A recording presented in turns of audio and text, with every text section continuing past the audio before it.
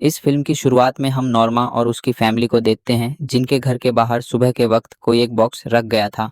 उसने जाते हुए देखा था कि वो ब्लैक कार वाला कोई आदमी था जिसको वो नहीं जानते थे। सस्पेंस में आकर ये लोग बॉक्स खोलते हैं तो उसके अंदर से एक और रेड कलर के बटन वाला बॉक्स निकल आता है, साथ में एक लेटर भी जिसमें लिखा था कि शाम के 5-6 बजे मिस्टर स्टीवर्ट उनसे मिलने के लिए आएंगे। तब तक के लिए ये बॉक्स को साइड पे करते हैं और अपने रूटीन के काम करने लग जाते हैं। नॉर्मा एक स्कूल में टीचर थी। आज उसे प्रिंसिपल ऑफिस बुलाया गया, जहां पर प्रिंसिपल ने उसे बताया कि उन्हें नॉर्मा की सैलरी कम करनी पड़ेगी क्योंकि उनके स्कूल में कुछ क्राइसिस चल रहे थे। ये बात करते हुए हमने देखा कि प्रिंसिपल के नाक से खून भी आ रहा था, लेकिन नॉर्मा ने इस चीज़ को नोटिस नहीं किया, बल्कि वो तो अपनी ही परेशानी में गुम थी। वो अपने घर वापस आ गई, जहां शाम में मिस्टर स्टीवर्ट उनसे मिलने के लिए आए। उनका आधा मुंह अजीब तरीके से जला हुआ था। उन्होंने अपना इंट्रोडक्शन दिया कि मैं मिस्टर स्टीवर्ट हूं और सुबह में मैं ही आपके घर के बाहर वो बॉक्स रख कर गया था। नॉर्मा ने फौरन उन्हें घर के अंदर किया। मिस्टर स्टीवर्ट बैठ गए और उन्होंने नॉर्मा को बताया, यह कोई आम बॉक्स नहीं है। इसका बटन अगर तुम दबाओगी तो तुम्हें $1 मिलियन मिल जाएंगे, लेकिन इसके बदले किसी एक ऐसे इंसान की जान चली जाएगी जिसके बारे में तुम जानती भी नहीं होगी। वो नॉर्मा को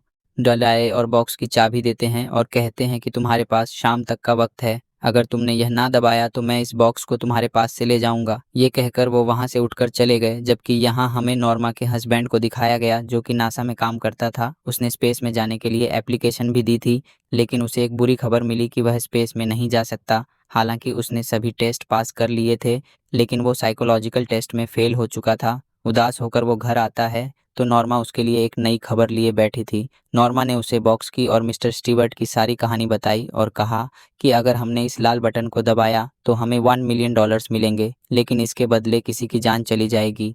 ये दोनों सोच में पड़ गए कि इन्हें इसे दबाना भी चाहिए या नहीं, लेकिन नॉर्मा को नहीं लग रहा था कि उसकी बातें सच होंगी, इसीलिए उसने मिस्टर स्टीवर्ट की बातों को इग्नोर करते हुए उस बटन को दबा दिया। शाम के 5 बजते ही मिस्टर स्टीवर्ट इनके घर आए और उन्होंने $8 मिलियन का ब्रीफ केस इन्हें दे दिया। ये देखकर नॉर्मा का हस्बैंड शॉक रह गया था। उसे ये पैसे नहीं चाहिए थे। उसने फ़ौरन यह ब्रीफ केस बंद किया और मिस्टर स्टीवर्ट को देने के लिए उनके पीछे गया, लेकिन वो कब से अपनी कार लेकर यहाँ से जा चुके थे। इन्होंने जाने से पहले उनकी कार का नंबर नोट कर लिया। सीन कट होकर हमें दूसरी तरफ दिखाया जाता है कि किसी अननोन लेडी की मौत हो गई थी। पुलिस जब घर की छानबीन में कर रही थी तो उन्हें ऊपर वॉशरूम से इस औरत की बेटी भी मिली जो काफ़ी डरी हुई थी। इस केस को इन्वेस्टिगेट करने के लिए नॉर्मा के डैड वहां जाते हैं। नॉर्मा के डैड को पता चला कि उस लेडी को मारने वाला कोई और नहीं, उसका अपना ही हस्बैंड है। हमें यहाँ से फ्लैशबैक में सुबह का सीन दिखाया जाता है, जब इस औरत ने अपने हस्बैंड को कॉल की थी और बताया था कि उनके घर पे कोई ज़बरदस्ती घुस आया है। उस आदमी ने डरते हुए उसे अपने घर के सब खिड़की दरवाजे बंद करने को कहा था, जिसके बाद खबर मिली कि वो औरत मर चुकी है और इसमें उसका हस्बैंड खुद इवॉल्व था। खैर, दोबारा कहानी नॉर्मा की तरफ शिफ्ट होती है। नॉर्मा आज अपने डैड के घर पार्टी पे आई है, जहां पार्टी में रखे हुए गिफ्ट्स में से नॉर्मा के हस्बैंड को एक वही बॉक्स दिखता है जो उनके घर पर आया था। उसने इस बॉक्स को खोल के देखा। फौरन उसके अंदर मिस्टर स्टीवर्ट की फोटो थी। इस पार्टी के अंदर एक नॉर्मा का स्टूडेंट वेटर का काम कर रहा था। नॉर्मा का हस्बैंड नोटिस करता है कि वो बच्चा अजीबोगरीब तरीके से उसे घूर भी रहा है और उसे इशारे भी कर रहा है। खैर, अब नॉर्मा का हस्बैंड नॉर्मा के डैड के पास जाता है और उन्हें मिस्टर स्टीवर्ट की गाड़ी का नंबर देता है और उनसे रिक्वेस्ट करता है कि क्या आप इस गाड़ी का पता चलवा सकते हैं। नॉर्मा के डैड उसका ये काम करने के लिए मान गए थे, लेकिन उसके बावजूद भी नॉर्मा और उसके हस्बैंड के साथ इस पार्टी में बहुत कुछ अजीब हो रहा था। उनको खुद भी चक्कर आने लग जाते थे और उन्होंने यह भी नोटिस किया था कि यहाँ जो कोई भी उनसे बात करता था उसके नाक से खून निकलने लग जाता था। डर कर ये लोग अपने घर जाने का फैसला करते हैं तो बाहर इनकी गाड़ी पे नो एग्जिट लिखा हुआ था और इस चीज़ ने उन्हें और भी ज़्यादा डरा दिया। लेकिन खैर, ये लोग अपने घर की तरफ बढ़ गए। घर जाने पर इन्होंने देखा कि इन्होंने अपने बेटे के लिए जो नैनी रखी हुई थी वो भी सो चुकी थी। रात भी काफ़ी हो चुकी थी। नॉर्मा अपने हस्बैंड से कहती है कि इस नैनी को इसके घर पे ड्रॉप कराओ। जब वो रास्ते में थे तो उस लड़की ने नॉर्मा के हस्बैंड से पूछा, आप परेशान क्यों नजर आ रहे हैं। नॉर्मा के हस्बैंड ने बात टालने की कोशिश की और हमने यहाँ ये भी नोटिस किया कि जब यह लड़की भी नॉर्मा के हस्बैंड से बात कर रही थी तो उसका भी सर चकराने लगा और उसके भी नाक से खून आने लगा और एक ही सेकंड में वो बेहोश भी हो गई। नॉर्मा के हस्बैंड ने जब उसकी आईडी चेक की तो उस पर एक दूसरा नाम लिखा हुआ था, जिसका मतलब था इस लड़की ने अपनी आईडी छुपाई है और ज़रूर किसी साजिश के तहत इस लड़की को इन तक भेजा गया है। वो होश में आई तो बहुत ज़्यादा घबराई हुई थी। उसने नॉर्मा के हस्बैंड से कहा, अब तुम्हें सिर्फ एक ही आदमी बचा सकता है जो तुम्हें शीशे में नजर आएगा। अजीब सी बात कहकर वो चली गई। नॉर्मा का हस्बैंड भी घबराया हुआ घर आया और उसने नॉर्मा को यह बात बताई कि वो लड़की गलत आईडी से हमारे साथ रह रही थी और अजीब बातें कर रही थी। अब उसके दिमाग में कुछ और भी चलने लगा था। कांच वाला आदमी वो जल्दी से अपने स्टोर रूम में गया और उसने जाकर एक पिक्चर देखी जहां पर उसे स्टीवर्ट नजर आ गया। असल में उसे पहले भी शक हो रहा था कि शायद उसने स्टीवर्ट को कहीं देखा है और स्टीवर्ट को उसने अपने ऑफिस के यानी नासा के पुराने एल्बम में देखा हुआ था। वो हैरान था कि स्टीवर्ट का इस सबसे क्या ताल्लुक है और स्टीवर्ट उन्हें इस चीज़ के अंदर क्यों फंसा रहा है। नॉर्मा के डैड के पास जाता है हेल्प लेने के लिए ताकि जल्द से जल्द वो स्टीवर्ट का पता चला सके। लेकिन यहाँ पर एक और चीज़ उसे ये पता चलती है कि वो गाड़ी जो उन्हें बॉक्स देकर गई थी वो स्टीवर्ट के नाम पे रजिस्टर्ड नहीं थी, बल्कि वो तो गवर्नमेंट के नाम पे रजिस्टर्ड थी। यहाँ पर नॉर्मा के हस्बैंड को एक और लड़की की पिक्चर्स दिखते हैं जिसका पिछले दिन ही 5 बजे उसके हस्बैंड के थ्रू मर्डर हुआ था। यह सुनकर वो बहुत ज़्यादा हैरान रह गया क्योंकि नॉर्मा ने भी पिछले दिन पूरे 5 बजे ही उस रेड बटन को दबाया था। यानी क्या नॉर्मा के बटन दबाने से वो औरत मर गई? ये कैसे पॉसिबल हो सकता था? यहाँ हम नॉर्मा को देखते हैं जो अपनी मॉम के साथ मॉल में शॉपिंग करने के लिए आई हुई थी। तभी घबराई हुई एक लड़की उसके पास आई और उसने नॉर्मा से कहा, तुम्हें घबराना नहीं है। और नॉर्मा, ये जितने भी लोगों का इम्तिहान लिया जा रहा है वो कपल्स हैं और उनका एक बच्चा भी है। तुम अगर इसके बारे में और जानना चाहती हो तो एक लाइब्रेरी में जाना। उसने ये कहते ही एक छोटा सा पेपर भी उसे दिया था जिसके ऊपर कुछ नंबर्स लिखे हुए थे। दूसरी तरफ इन्वेस्टिगेशन के लिए नॉर्मा का हस्बैंड भी नॉर्मा के फादर के साथ उस मर्डर पॉइंट पे पहुंच गया था। वहां पर काफ़ी सारी चीज़ें थीं और उनमें से नॉर्मा के हस्बैंड को स्टीवर्ट की एक पिक्चर भी दिख जाती है।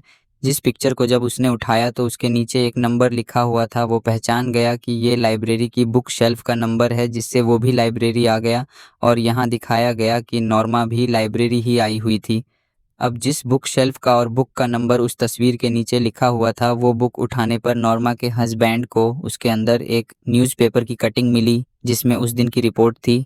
उस दिन की जब ये लोग पहली मर्तबा मार्स पर उतरे थे, सभी साइंटिस्ट बहुत ज़्यादा एक्साइटेड थे। स्टीवर्ट भी उनके साथ ही गया था मार्स पर और जब वो पिक्चर ले रहा था तो तभी उसके ऊपर बहुत ही बुरी बिजली गिरी थी जिसकी वजह से उसका मुंह जल गया था। यहाँ नॉर्मा भी लाइब्रेरी के दूसरी तरफ एक रिकॉर्डिंग तक पहुँचती है। इस वीडियो रिकॉर्ड को जब प्ले करती है तो उसे पता चलता है ये रिकॉर्ड भी उसी टाइम का है जब स्टीवर्ट और उसका पूरा ग्रुप मार्स पर जाने की तैयारी कर रहा था। इस वीडियो में स्टीवर्ट का चेहरा बिल्कुल ठीक नजर आ रहा था। नॉर्मा ये वीडियो देख ही रही थी कि पता नहीं अचानक उसे क्या हुआ, उसे ऊपर जाने का मन हुआ।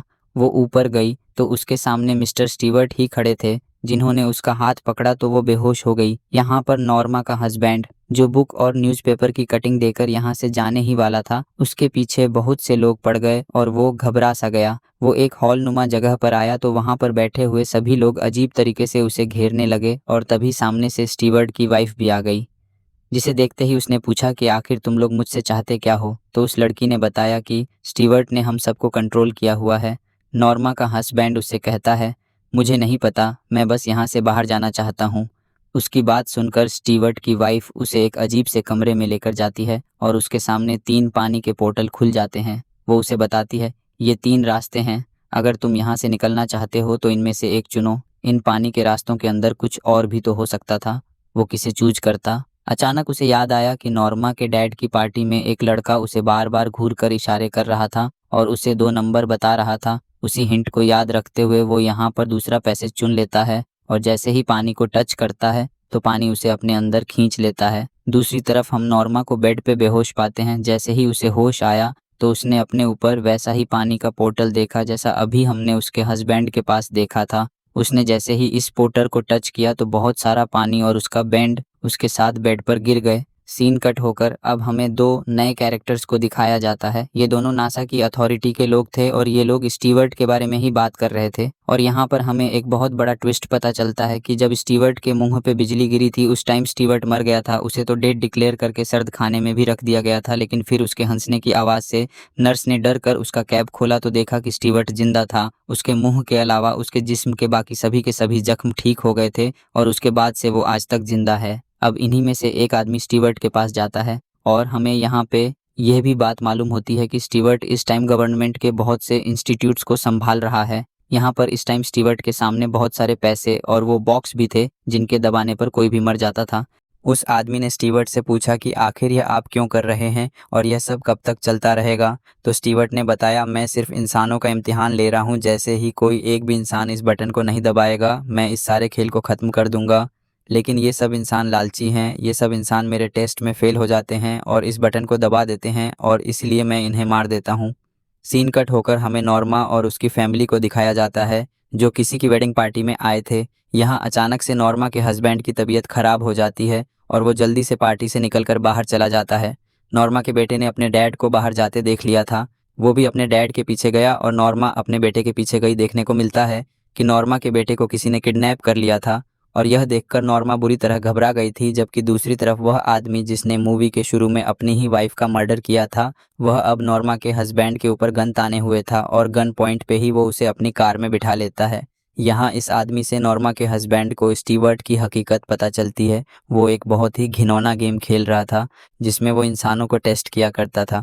लालच में आकर इंसान उसके दिए हुए बॉक्स का बटन दबा देते थे और जो भी वो बटन दबाता था स्टीवर्ट उसी के फैमिली मेम्बर के ज़रिए उसी को मरवा देता है। जैसे उसने मेरे ज़रिए मेरी वाइफ को मरवाया। मैं ऐसा करना नहीं चाहता था, लेकिन उसने मेरी बेटी को किडनैप कर लिया था और मेरी वाइफ को मारना मेरी मजबूरी बन गई थी। उस दिन के बाद से अब तक वो मुझे कंट्रोल कर रहा है और जब जब वो मुझे कंट्रोल करता है मेरे नाक से खून निकलता है। मुझे ही नहीं बल्कि अपनी गेम में स्टीवर्ट सभी लोगों को वो बहुत अच्छे से कंट्रोल करना जानता है और उसके अंदर ये सुपर पावर शायद उसी हादसे की वजह से जो उसके साथ मार्स पे हुआ था।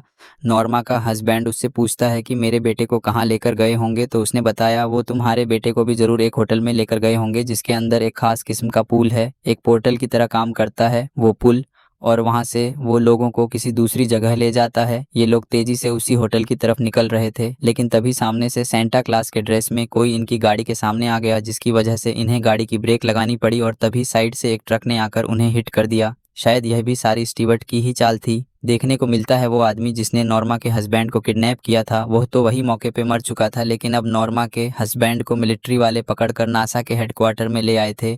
यहाँ पर आकर वो नॉर्मा से इन्हीं अपनी वाइफ से मिलता है और इन दोनों को बहुत ही आराम से इनके घर वापस छोड़ दिया जाता है, उसी ब्लैक कार से जिस ब्लैक कार से लोग उस बटन को लोगों के घर छोड़ा करते थे। यहाँ आकर ये दोनों बिल्कुल कंफ्यूज थे। इन्हें कुछ समझ नहीं आ रही थी कि इनके साथ क्या हो रहा है।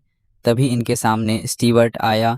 नॉर्मा उससे देखते ही उससे पूछती है कि मेरा बेटा कहाँ है। आखिर स्टीवर्ट ने कहा, बता दूंगा, बैठो मेरे पास। असल में मुझे बहुत उम्मीद थी तुम लोगों से कि तुम लोग उस बटन को नहीं दबाओगे और वो टेस्ट वहीं पे ख़त्म हो जाएगा, लेकिन तुमने भी लालच में आकर उस बटन को दबा दिया।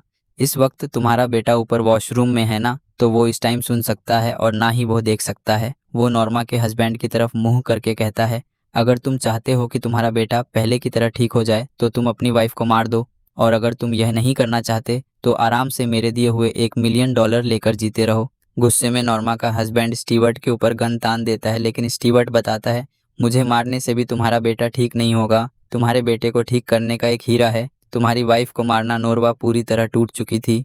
उसके लालच ने उसका बड़ा नुकसान करवाया था। उसको अपनी ज़िंदगी प्यारी नहीं थी, अपना बेटा प्यारा था। वो पूरी ज़िंदगी अपने बेटे को इस तरह नहीं देख सकती थी। इसीलिए उसने अपने हस्बैंड से कहा कि तुम मुझे मार दो। आखिर नॉर्मा का हस्बैंड नॉर्मा को मजबूरी में मार ही देता है। और ठीक इसी टाइम पे हम दूसरी तरफ देखते हैं कि कोई अनजान कपल उस रेड बटन को दबा रहा था, और यही तो असल वो बात थी कि जब जब कोई ये रेड बटन दबाता था दूसरी तरफ किसी की मौत हो जाती थी। ये सारी चीज़ें स्टीवर्ट ने किस तरह इंटरलिंक की हुई थी ये मूवी में नहीं बताया जाता, लेकिन यहाँ दिखाया जाता है कि नॉर्मा के मरते ही नॉर्मा के हस्बैंड को पुलिस आकर अरेस्ट कर लेती है और नॉर्मा का बेटा पहले की तरह बिल्कुल ठीक हो जाता है। और मूवी के पोस्ट क्रेडिट सीन में हमें दिखाया जाता है कि अभी भी स्टीवर्ट ने उस गेम को खेलना छोड़ा नहीं था। वह एक और फैमिली के घर के बाहर वही बॉक्स रख गया और मूवी यह दिखाते हुए ख़त्म हो गई।